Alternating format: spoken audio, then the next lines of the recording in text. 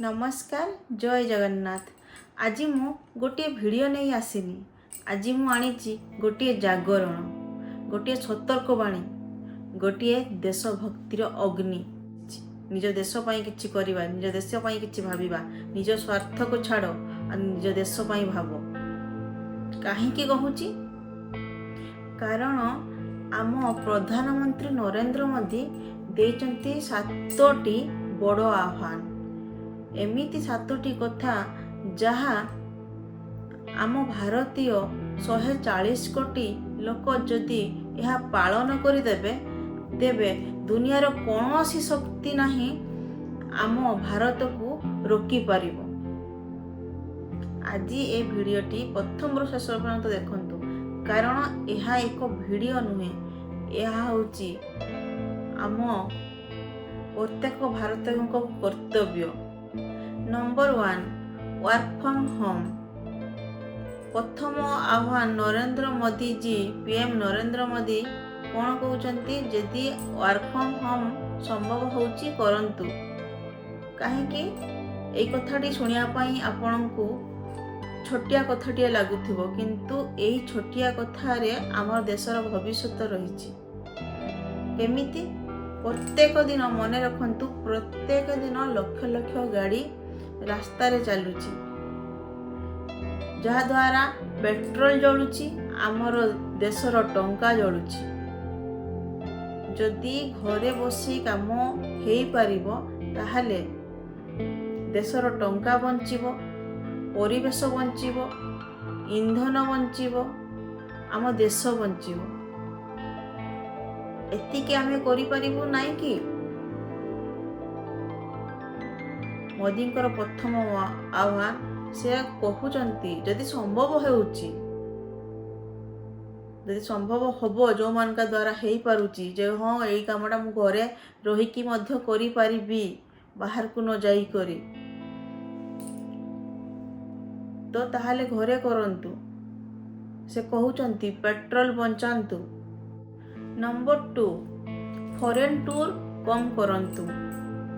द्वितीय आह्वान ले नरेंद्र मोदी जी कौन कहले, जे फॉरेन टूर कम करंतु। कहीं ना विदेश रे आमे लक्ष लक्ष टंका खर्च कर दउचु, किंतु आम देश को भूली जाउचु। आम देश रे काश्मीर सौंदर्य, पुरी रो भक्ति, ओडिशार संस्कृति, राजस्थान रो गौरव सब किछि आम देश रे अछि, सब किछि अछि आम देश रे। किंतु देशर टंका देश रे रहिले आम भारत शक्ति हेई पारिबो। एई कथा पीएम नरेंद्र मोदी जी कहउचंती, जे आम देशर टंका आम देश रे रहू। काहे कि आम देशर टंका बाहर फॉरेन को जीवो, तो फॉरेन रो भ्रमण कम करंतु, कम खर्च करंतु। आम देश रे खर्च करो, देश पई खर्च करंतु। किंतु आम देश लोक कौन करुचंती, बाहर को जाउचंती, फॉरेन टूर रे जाउचंती, सेठी लक्ष लक्ष टंका इनकम उड़ाउचंती, किंतु आम देश पई कौन करुचंती, किछि नै। आम देश रे भी बहुत जगह बुलिया पई अछि, काश्मीर अछि, पुरी अछि, राजस्थान। देश रे टंका देश रे रहले आम भारत शक्ति हबो, किंतु ए कथा बुझु नाहंती केही। तो मु भी अनुरोध करिबी, नरेंद्र मोदी जी जहाँ भी कहउचंती आम देशर मंगल पाई कहउचंती, तांको कथा मानंतु, आउ फॉरेन जीवा कम कर दियंतु। आम देशर टंका देश रे रहिले आमर देश उन्नति कर। नंबर 3 पेट्रोल और diesel safe. PM Narendra Modi ji कहउचंती जे पेट्रोल और डीजेल को बंचांतु। काहींकि कहिले, काहींकि ना आम देश भारत पेट्रोल और डीजेल ये सबु अन्य बाहर देशरू किणे, ता पुणी लक्ष लक्ष टंका देकरी, कोटी कोटी टंका देकी किणे। ता माने आम देशर टंका, आम भारतर टंका जाई अन्य देश को जाई किणुची ना, तो आम देशर टंका बाहर को गला। तो सेइथि पई पीएम ନରେନ୍ଦ୍ର ମୋଦିଜୀ କହୁଛନ୍ତି ଯେ ଆମ ଦେଶର ଟଙ୍କା ଆମ ଦେଶରେ ରହୁ, ତ ବାହାର ଦେଶକୁ ଆମେ କାହିଁକି ଦେବୁ? ତ ସେଥିପାଇଁ ଆପଣ ଟିକେ ପେଟ୍ରୋଲ ଡିଜେଲ ସବୁ ବଞ୍ଚାନ୍ତୁ, ସେଭ୍ କରନ୍ତୁ। ଆପଣ ଯଦି ଗାଡ଼ି ଚଲାଇବା ଟିକେ କମ୍ କରିଦେବେ, ତାହା ବହୁତ ପରିମାଣରେ ପେଟ୍ରୋଲ ଡିଜେଲ ବଞ୍ଚିବ। କାହିଁକି ନା ଯଦି ଆମେ ଯଦି ପାଖ ଜାଗା ଯାଉଛୁ, ଆମେ ସାଇକେଲ ବ୍ୟବହାର କରିପାରିବୁ। ସାଇକେଲ ବ୍ୟବହାର କରନ୍ତୁ, କାର୍ ପୁଲ୍ ବ୍ୟବହାର କରନ୍ତୁ, ଆପଣ ପବ୍ଲିକ୍ ଟ୍ରାନ୍ସପୋର୍ଟ ବ୍ୟବହାର କରନ୍ତୁ, ଯାହାଦ୍ୱାରା ଆପଣ କ'ଣ କରିପାରିବେ ନା ତେବେ ଆମ ଦେଶର ଯେଉଁ ଅର୍ଥନୀତିକୁ ବଡ଼ ଶକ୍ତି ମିଳିବ। ତ ଆମ ଦେଶର ଯେଉଁ ଟଙ୍କାଟା ସେଟା ବାହାରକୁ ସବୁକୁ ଯାଉଛି, ବାହାର ଦେଶକୁ ଯାଉଛି। ତ ଯଦି ଆମେ ଗୋଟିଏ ଲିଟର ଇନ୍ଧନ ବି ଆମେ ବଞ୍ଚେଇ ଦେବା, ସେଟା ଗୋଟେ ଯୁଦ୍ଧକୁ ଜିତିବା ସାଙ୍ଗରେ ସମାନ। ଭବିଷ୍ୟତରେ ଆମ ଦେଶକୁ ଷ୍ଟ୍ରଙ୍ଗ କରିବା ପାଇଁ ଆମର ଦେଶର ଯେତିକି ବି ଟଙ୍କା ବାହାରକୁ ଯାଉଛି, ସେ ଆପଣ ଫରେନ୍ ଗଲେ ଟଙ୍କା ଯାଉଛି, ଆପଣ ଗାଡ଼ି ଚଲାଉଛନ୍ତି ଟଙ୍କା ଖର୍ଚ୍ଚ ହେଉଛି, ପେଟ୍ରୋଲ ପଡ଼ୁଛି। ସେ ପେଟ୍ରୋଲ ସେ ଡିଜେଲ ସେଟା ବାହାର ଦେଶରୁ କିଣିକି ଅଣାଯାଏ। ସେଟା ଆମ ଦେଶର ଟଙ୍କା ବାହାର ଦେଶକୁ କାହିଁ ଯିବ? ଆମ ଦେଶର ଟଙ୍କା ଆମ ଦେଶରେ ଲାଗୁ ନା। ତ ବାହାର ଦେଶରୁ କିଣିକି ଅଣା ହେଉଛି। ସେଥିପାଇଁ ସେ PM ମୋଦିଜୀ କହୁଛନ୍ତି ଯେ ଆପଣ ସାଇକେଲ ବ୍ୟବହାର କରନ୍ତୁ, ଯୋଉଟା ଯେତିକି ସମ୍ଭବ ହବ ଆପଣଙ୍କ ଦ୍ୱାରା, ଯେ ହଁ ଏଇଟା ମୋ ପାଖ ଜାଗାଟା ଯାଉଛି। ଆପଣ ଏତିକି 4-5 ଚାଲିବେନି, ସେଟା ବି ଆପଣ ଗାଡ଼ି କାଢ଼ି ଦେଉଛନ୍ତି। ପେଟ୍ରୋଲ ଜାଳୁଛନ୍ତି, ଆପଣ ଭାବୁଛନ୍ତି ପେଟ୍ରୋଲ ଖାଲି ଜଳୁନି, ପେଟ୍ରୋଲ ଜଳୁଛି ମାନେ ଆପଣଙ୍କ ଟଙ୍କା ବି ଜଳୁଛି, ଆମ ଦେଶର ଟଙ୍କା। ସେ ଜିନିଷଟା ଆମ ଦେଶରୁ ତ ସେଟା କିଣା ହଉନି ନା, ଯେ ଆମ ଦେଶରୁ ଯେଉଁ ପେଟ୍ରୋଲ ଡିଜେଲ ସେଟା ବାହାର ଦେଶରୁ ଆସୁଛି। ନମ୍ବର 4, ସ୍ୱଦେଶୀ ପ୍ରଡକ୍ଟ ବ୍ୟବହାର କରନ୍ତୁ। PM ନରେନ୍ଦ୍ର ମୋଦିଜୀ କହୁଛନ୍ତି ଯେ ସ୍ୱଦେଶୀ ପ୍ରଡକ୍ଟ ବ୍ୟବହାର କରନ୍ତୁ। କାହିଁକି ନା ଯେତେବେଳେ ଆପଣ ଭାରତୀୟ ପଣ୍ୟ କିଣୁଛନ୍ତି, ସେତେବେଳେ ଗୋଟିଏ ଭାରତୀୟ ଯୁବକର ସ୍ୱପ୍ନ ଆପଣ ବଞ୍ଚାଉଛନ୍ତି। କେମିତି? ଯେ ଗୋଟିଏ ପରିବାରର ଚୁଲା ଜଳୁଛି। ଏଇଠି PM ନରେନ୍ଦ୍ର ମୋଦିଜୀ କ'ଣ କହିଲେ ଯେ ଭୋକାଲ ଫର୍ ଲୋକାଲ କେବଳ ସ୍ଲୋଗାନ ନୁହେଁ, ଏହା ଭାରତୀୟ ଆର୍ଥିକ ସ୍ୱାଧୀନତାର ଯୁଦ୍ଧ। Number 5, PM Narendra Modiji number 5ରେ କ'ଣ କହିଲେ? ଅଏଲ କଥା କହିଲେ। ସେ କହୁଛନ୍ତି ଯେ ଯେଉଁ ରନ୍ଧା ହେଉଛି ଯେଉଁ ତେଲ, ସେ ତେଲ କମ୍ ବ୍ୟବହାର କରନ୍ତୁ। କାହିଁକିନା ସେ ତେଲ ଯୋଗୁଁ ଆମ ଶରୀର ଧୀରେ ଧୀରେ ନଷ୍ଟ ହେବା ପାଇଁ ଲାଗୁଛି। ଯେମିତିକି ଦେଖ, ସେଇ ତେଲ ବ୍ୟବହାର କରି ଆଜିକାଲି ହାର୍ଟ ଆଟାକ୍ ହେଉଛି, BP ବଢ଼ୁଛି, ଡାଇବେଟିସ୍ ହେଉଛି। ଏଇ ସବୁ ପ୍ରତ୍ୟେକ ଘରର ସମସ୍ୟା, ଏଇ ରୋଗ ସବୁ ଘରେ ସବୁ ସମସ୍ୟା ଲାଗି ରହିଛି, ଯେଉଁଟା ଆମର ନରେନ୍ଦ୍ର ମୋଦିଜୀ କହୁଛନ୍ତି। ନମ୍ବର 5, ଅଏଲ କଥା କ'ଣ କହିଲେ? PM ନରେନ୍ଦ୍ର ମୋଦିଜୀ କହୁଛନ୍ତି ଯେ ରନ୍ଧନ ତେଲ, ଯେଉଁଟା ଆମେ ରୋଷେଇ କରିକି ଖାଉଛୁ, ଆଜ୍ଞା, ରନ୍ଧନ ତେଲ କମ୍ ବ୍ୟବହାର କରନ୍ତୁ। କାହିଁକି ନା ହାର୍ଟ ଆଟାକ୍, ଡାଇବେଟିସ୍, BP ଏସବୁର କାରଣ ହେଉଛି ସେଇ ଅଏଲ। ତ ଆମର ସ୍ୱାସ୍ଥ୍ୟ ଧୀରେ ଧୀରେ ଖରାପ ହେବାରେ ଲାଗିଛି। ଘରର ସମସ୍ୟା ଏସବୁ। ପ୍ରତ୍ୟେକ ଘରେ ଦେଖ, କାହାକୁ ନା କାହାକୁ ଡାଇବେଟିସ୍ ହେଇଥିବ, କାହାକୁ ନା କାହାକୁ ହାର୍ଟ ଆଟାକ୍ ହେଇଥିବ, କାହାର BP, ପ୍ରତ୍ୟେକ ଘରରେ ସମସ୍ୟା ରହିଛି। ତ ଅଏଲର ବ୍ୟବହାର କମ୍ କରିଦେଲେ କ'ଣ ହେବ? ଆମ ସ୍ୱାସ୍ଥ୍ୟ ବଞ୍ଚିବ ଏବଂ ଆମ ଦେଶର ଅର୍ଥନୀତି ବଞ୍ଚିବ।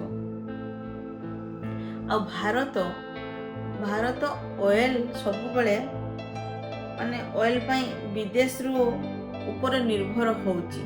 ଆଉ ସେ ବିଦେଶରୁ ଯେତେବେଳେ ଅଏଲ ଆସୁଛି, ସେ ଅଏଲ କିଣିବା ପାଇଁ ଯାଇକିରି ଆମର ଲକ୍ଷ କୋଟି ଟଙ୍କା ଖର୍ଚ୍ଚ ହେଉଛି, ଆମ ଦେଶର ଟଙ୍କା ବାହାରକୁ ଯାଉଛି, ତ ଆମେ ଯଦି ସେ ତେଲଟା କମ୍ କରିଦେବା ତାହେଲେ ଆମର ସ୍ୱାସ୍ଥ୍ୟ ବି ବଞ୍ଚିବ, ଆମ ଅର୍ଥନୀତି ବି ବଞ୍ଚିବ, ଆମ ଅର୍ଥ ଆମ ଦେଶରେ ରହିବ, ଆଉ ରୋଗ ବି ନିହାତି କମ୍ ହେବ।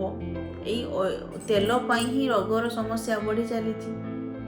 ନମ୍ବର 6, ନ୍ୟାଚୁରାଲ ଫାର୍ମିଂ ମାନେ ପ୍ରାକୃତିକ ଚାଷକୁ ଅଗ୍ରଗତି କରନ୍ତୁ। କାହିଁକି? ଯେତେବେଳେ ରାସାୟନିକ ସାର ଆମ ମାଟିରେ ମିଶୁଛି, ସେ ମାଟିରୁ ଯେତେବେଳେ ବିଷାକ୍ତ ଖାଦ୍ୟ ତିଆରି ହେଉଛି, ସେ ଖାଦ୍ୟ ଆମେ ଖାଇ ଆମ ଦେହରେ ରୋଗ ହେଉଛି, ଧୀରେ ଧୀରେ ଆମ ଶରୀର ବିଷାକ୍ତ ହେଇଯାଉଛି, ରୋଗ ମାଡ଼ି ବସୁଛି। ତେଣୁକରି ଆଗକାଳରେ ଆପଣମାନେ ଜାଣିଥିବେ, ଆଗକାଳରେ ଯେତେବେଳେ ଚାଷ ହେଉଥିଲା ସେତେବେଳେ ଏତେ ରୋଗ ବାଗ ନଥିଲା। କାହିଁକି? ସେ ନ୍ୟାଚୁରାଲ ଫାର୍ମିଂ କରୁଥିଲେ ସମସ୍ତେ। ଏବେ କିନ୍ତୁ ପ୍ରତ୍ୟେକ ଚାଷୀ ସବୁ ରାସାୟନିକ ସାର, ଯାହାଦ୍ୱାରା ଯେଉଁ ବିଷାକ୍ତ ଖାଦ୍ୟ ଖାଇ ଲୋକମାନଙ୍କୁ ରୋଗ ହେଉଛି, ଏ କଥା ମୋଦିଜୀ କହୁଛନ୍ତି। ଆଉ ଏହା ମଧ୍ୟ ସତ, ପ୍ରକୃତ କଥା।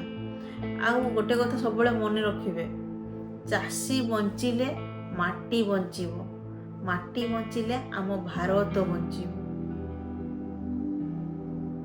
ଆଉ ଯଦି ଗୋଟେ ମାଟିରେ ସବୁବେଳେ ରାସାୟନିକ ସାର ବ୍ୟବହାର କରିବେ, ସେ ମାଟି ବିଷାକ୍ତ ହେଇଯିବ, ଆଉ ସେ ବିଷାକ୍ତ ମାଟିରୁ ବିଷ ଖାଦ୍ୟ ହିଁ ବାହାରିବ। ଆଉ ବିଷ ଖାଦ୍ୟ ଖାଇଲେ ଆମ ଶରୀର ବିଷାକ୍ତ ହେଇଯିବ, ଯାହା ଫଳରେ ହଜାରେ ରୋଗ, ଡାଇବେଟିସ୍, BP, ବ୍ଲଡ଼ ପ୍ରେସର, ସେ ହାର୍ଟ ଆଟାକ୍, କିଡନୀ ଖରାପ, ଲିଭର, ଦୁନିଆ ପ୍ରୋବ୍ଲେମ ବାହାରୁଛି, ହଁ କି ନା? ତ ଏଇଠି ଆମର ମୋଦିଜୀ କ'ଣ କହିଲେ? ମୋଦିଜୀ କହୁଛନ୍ତି ଯେ ଚାଷୀ ବଞ୍ଚିଲେ ମାଟି ବଞ୍ଚିବ, ମାଟି ବଞ୍ଚିଲେ ଆମ ଭାରତ ବଞ୍ଚିବ। ତ ତାହା ଆମକୁ ନିହାତି ଭାବରେ ଧ୍ୟାନ ଦେବା ଉଚିତ ଯେ କେମିତି ଆମ ଭାରତକୁ ଆମେ ବଞ୍ଚେଇ ପାରିବୁ। ନମ୍ବର 7, ଗୋଲ୍ଡ କିଣିବା ବନ୍ଦ କରିଦିଅନ୍ତୁ ଗୋଟିଏ ବର୍ଷ, କିମ୍ବା କମ୍ କିଣନ୍ତୁ। ଗୋଲ୍ଡ କିଣନ୍ତୁ ହିଁ ନାହିଁ। କାହିଁକି ନା ଏବେ ଆମ ଦେଶ କଠିନ ସମୟ ମଧ୍ୟରେ ଯାଉଛି। ପ୍ରଥମେ ଆମ ଦେଶକୁ ନିହାତି ଭାବରେ ଦେଖିବା ଦରକାର। ଆମ ଦେଶ ପ୍ରଥମେ ବଞ୍ଚିବା ଦରକାର। ମାନେ ଲକ୍ଜରୀ ଶୋ ନ କରି ଆମ ଦେଶକୁ ପ୍ରଥମେ ପ୍ରାଧାନ୍ୟ ଦିଅନ୍ତୁ। କାହିଁକି ନା ସୁନାର ରେଟ୍ ବହୁତ ଅଧିକା, ସୁନା ସବୁବେଳେ ବାହାର ଦେଶରୁ ଆସୁଛି, ତ ଆମ ଦେଶର ଟଙ୍କା ବାହାରକୁ ଯାଉଛି। ତ ଏବେ ଆମର ଦେଶ ଯେହେତୁ କଠିନ ସମୟରେ ଯାଉଛି, ତ ସେଥିପାଇଁ ଆମ ଦେଶର ଟଙ୍କା ଦେଶରେ ରହିବା ନିହାତି ଦରକାର।